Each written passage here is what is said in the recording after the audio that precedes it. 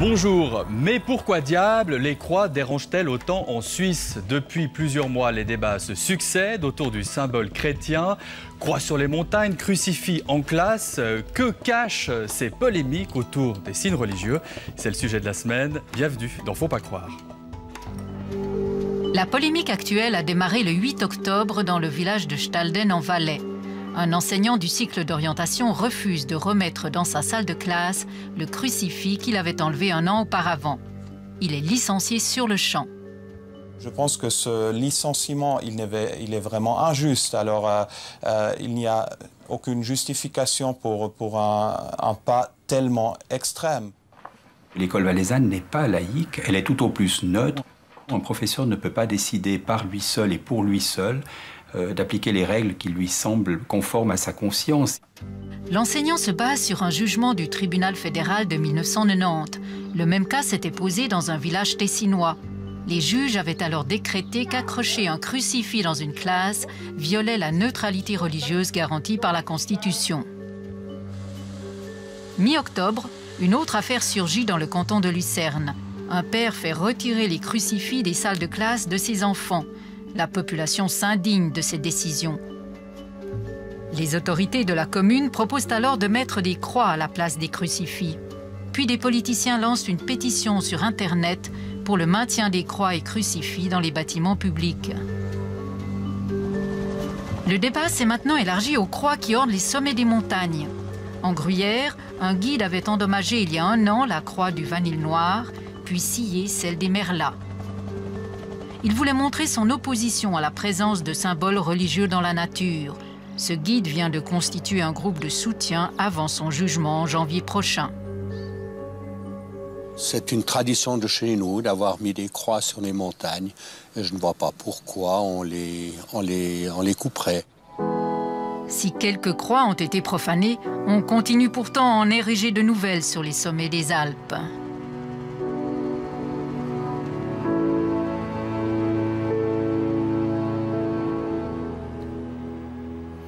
Rita Caspar, bonjour. Merci d'être avec nous. Vous êtes juriste, secrétaire général de l'Association des libres penseurs suisses.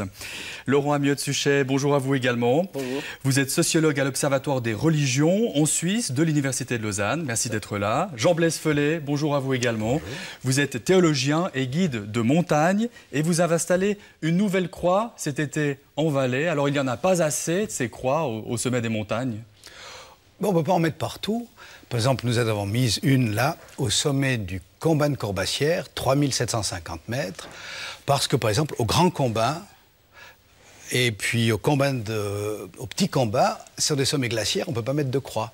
Alors, dans le massif, c'était souhaitable d'en avoir une, parce qu'une croix, ça apporte énormément à un sommet.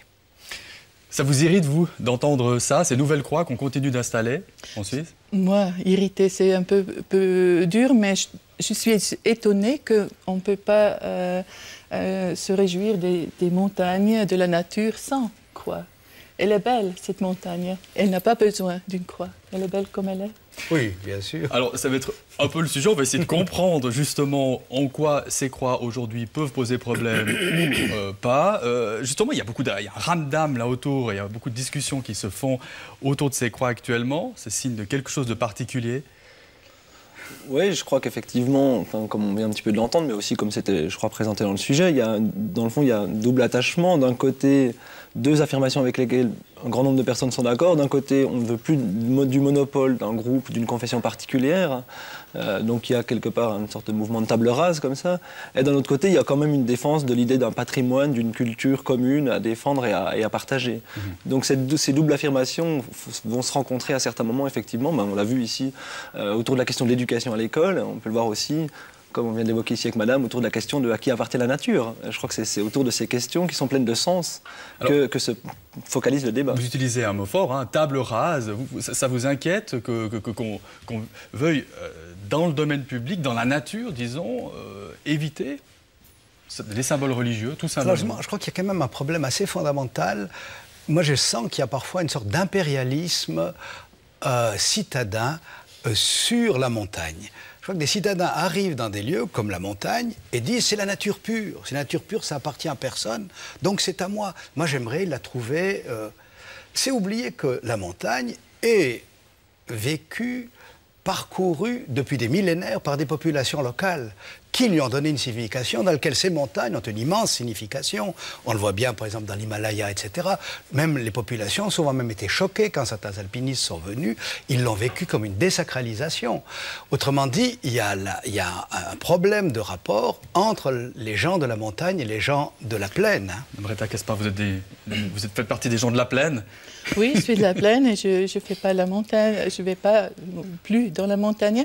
Mais c'était un montagnard qui l'a coupé, ce n'était pas nous. Hein. Et nous n'avons pas dit il faut les couper, mais nous avons dit ça suffit, il n'en faut pas plus. Alors, pour bien vous comprendre, il y a la question des croix, il n'en faut pas plus, mais il serait souhaitable qu'il y en ait moins, que la nature, que l'espace public, comme on pourrait dire,